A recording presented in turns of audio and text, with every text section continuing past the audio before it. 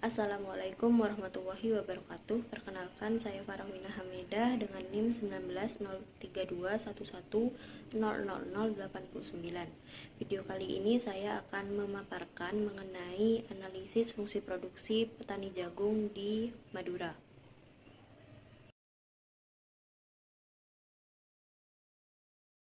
Latar belakang penelitian. Jagung menjadi salah satu komoditas pangan dengan produksi tertinggi di Indonesia. Hal ini karena jagung menjadi makanan pokok bagi sebagian besar masyarakat. Provinsi Jawa Timur menjadi provinsi yang memberikan kontribusi besar dalam memproduksi jagung.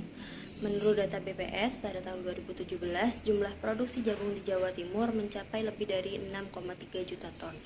Namun, tingginya angka produksi belum mampu mencukupi kebutuhan nasional akan jagung. Hal ini dibuktikan dengan adanya impor jagung yang terus dilakukan oleh pemerintah. Petani jagung harus mampu meningkatkan produktivitas mereka dengan terus meningkatkan efisiensi produksinya sehingga produktivitas jagung dapat meningkat dan mampu mencukupi kebutuhan jagung nasional. Tujuan penelitian. Yang pertama, mengetahui faktor produksi apa saja yang mempengaruhi produksi jagung di Madura.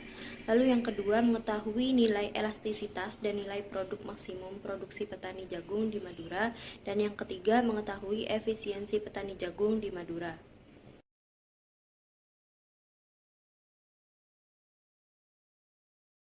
Berikut merupakan tutorial cara menganalisis data fungsi produksi COP12. Jadi terdapat data yang memuat produksi jagung, benih, tenaga kerja, pupuk kandang, dan pupuk fosfat. Nah, data ini merupakan data aslinya. Kemudian data yang sebelah kanan ini merupakan data yang telah dikalikan dengan dua angka terakhir NIM saya, yaitu 89.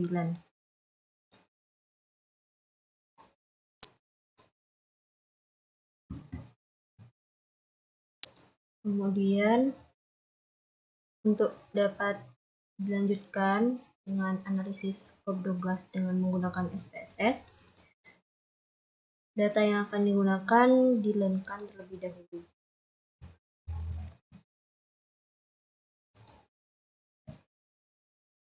Di sini saya akan menggunakan dua variabel, yaitu benih dan tenaga kerja.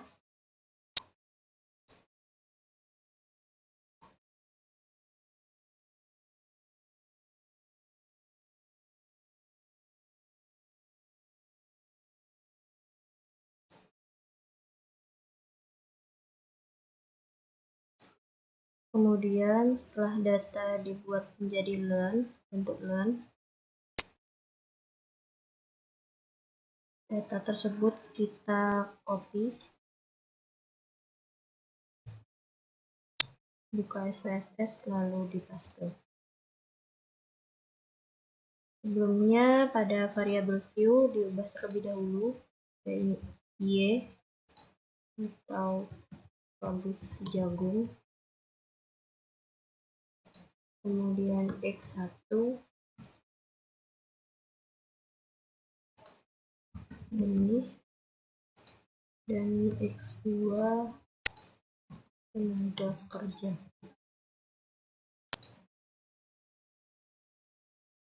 Lalu untuk analisisnya kita klik analyze regression linear. Untuk variabel dependennya masukkan Y dan benih pada variabel independen, tenaga kerja variabel independen. Klik OK. Lalu keluar hasil analisisnya. Interpretasi hasil analisis fungsi produksi COP12. Diketahui bahwa model fungsi produksi pada penelitian ini adalah Q sama dengan 72,89 tambah X1 pangkat 0,029 tambah X2 pangkat 0,337. Interpretasi dari fungsi produksi COP12.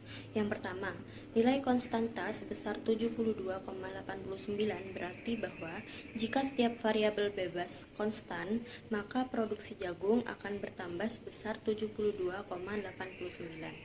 Yang kedua, nilai elastisitas variabel benih atau X1 adalah 0,029, sedangkan nilai elastisitas dari variabel tenaga kerja adalah 0,337, sehingga nilai elastisitas tenaga kerja lebih besar dari elastisitas modal.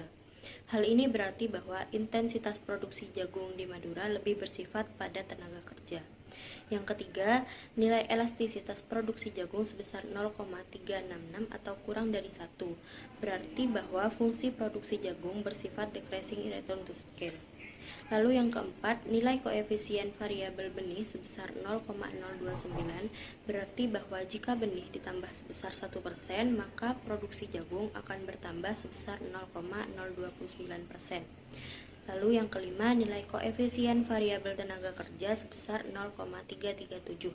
Berarti bahwa jika tenaga kerja ditambah sebesar 1%, maka produksi jagung akan bertambah sebesar 0,337%. Selanjutnya mengenai maksimisasi profit. Diketahui bahwa V1 sama dengan Rp1, V2 Rp4, P Rp10 per kilogram, APPX1 adalah 5 dan APPX2 adalah 1.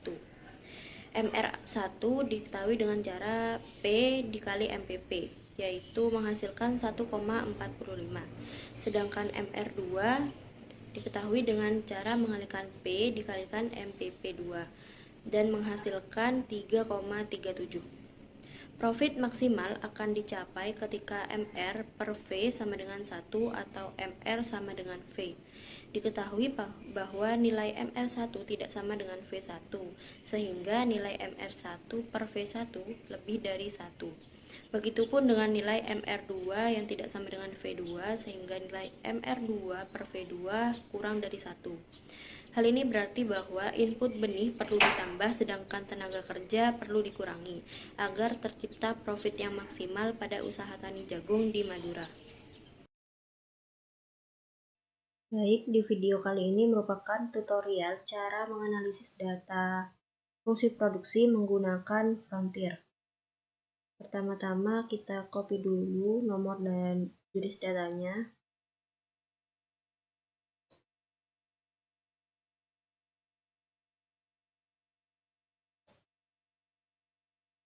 Kemudian data produksi benih, tenaga kerja, pupuk kandang, dan pupuk fosfatnya kita ubah ke LEN.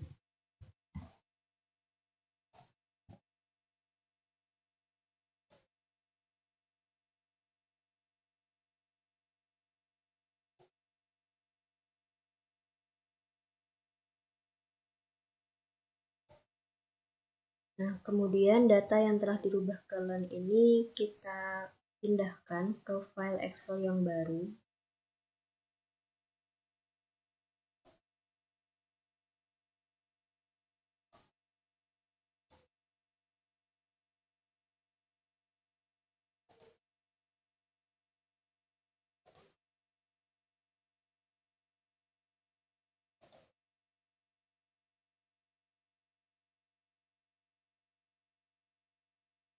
Kemudian angkanya kita rubah menjadi 6 angka di belakang koma.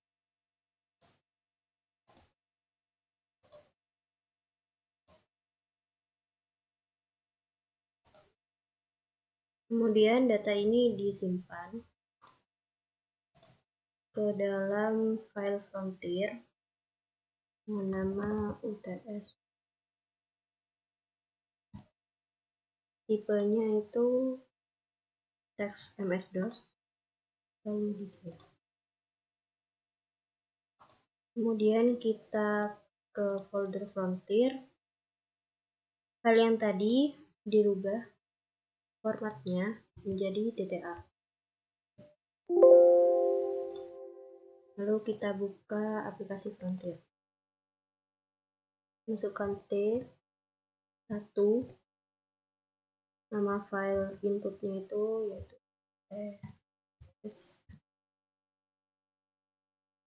DTA. Kemudian nama outputnya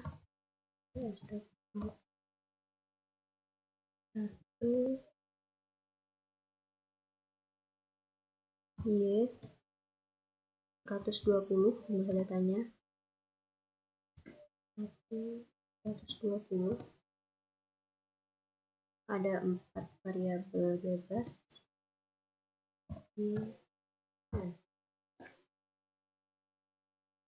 Kemudian ini merupakan output dari fungsi produksi frontier. Selanjutnya, interpretasi hasil analisis fungsi produksi frontier. Yang pertama adalah interpretasi nilai LR-test. Hipotesis pada penelitian ini yaitu yang H0 tidak terdapat kasus inefisiensi di lapang, sedangkan H1-nya adalah terdapat kasus inefisiensi di lapang. Derajat kesalahan yang digunakan adalah 5% atau 0,05. Nilai LR test adalah 6,91, nilai kode PAM 5,138. Diketahui bahwa nilai LR test lebih dari kode PAM, sehingga H1 diterima. Artinya bahwa terdapat kasus inefisiensi di lapang. Selanjutnya adalah interpretasi nilai gamma. Nilai T tabel adalah 1,98 dengan T hitung 17,46. Diketahui bahwa nilai T hitung lebih besar dari T tabel. Berdasarkan nilai koefisien gamma sebesar 31,08%, error term disebabkan oleh inefisiensi teknis, sedangkan sisanya yaitu 68,92% disebabkan oleh risiko. Selanjutnya adalah interpretasi pengaruh setiap variabel terhadap produksi jagung di Madura. Nilai T tabel diketahui sebesar 1,98. X1. Nilai T hitung kurang dari T tabel, artinya tidak signifikan. Jadi jika benih ditambah 1%, maka produksi menurun 8,62%. Lalu pada X2, nilai T hitungnya lebih dari T tabel, artinya signifikan. Jika tenaga kerja ditambah 1%, maka produksi akan meningkat 0,26%. Lalu X3, nilai T hitungnya lebih dari T tabel, artinya signifikan. Jika pupuk kandang ditambah 1%, produksi akan menurun sebesar 0,36%. Lalu pada X4, nilai T hitungnya lebih dari T tabel, artinya signifikan. Jadi jika pupuk fosfat ditambah 1%, maka produksi akan meningkat sebesar 4,52%. Interpretasi tingkat efisiensi teknis. Efisiensi teknis tercapai jika nilai efisiensi petani lebih dari 0,8. Berdasarkan hasil analisis, diketahui terdapat 15 petani responden yang mencapai efisiensi teknis. Sedangkan sisanya yaitu sebanyak 105 petani lainnya belum mencapai efisiensi teknis. Berdasarkan nilai rata-rata efisiensi sebesar 0,63 atau kurang dari 0,8. Hal ini berarti bahwa produksi jagung di Madura secara umum belum mencapai efisiensi secara teknis.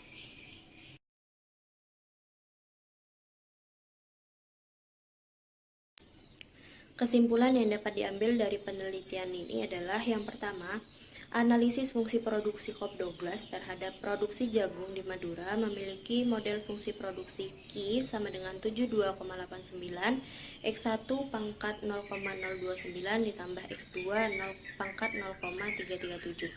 Elastisitas modal lebih kecil dari elastisitas tenaga kerja, artinya produksi jagung di Madura bersifat padat tenaga kerja. Berdasarkan perhitungan NPM, penggunaan faktor produksi belum efisien sehingga profit maksimal belum tercapai.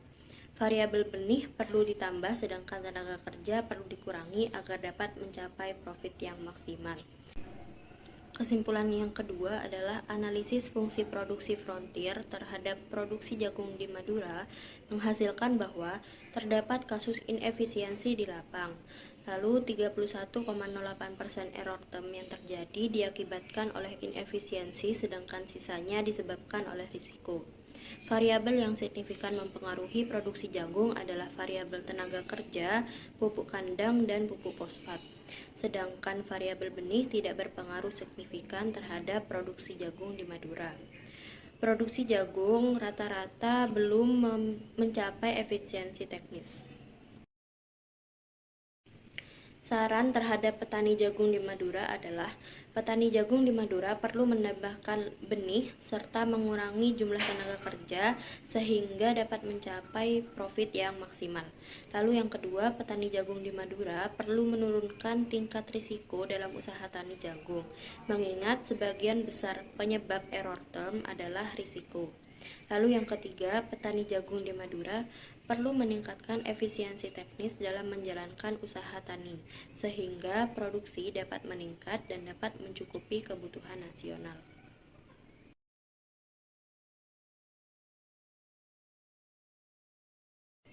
Sekian yang dapat saya sampaikan, kurang lebihnya mohon maaf, semoga bermanfaat dan wassalamualaikum warahmatullahi wabarakatuh.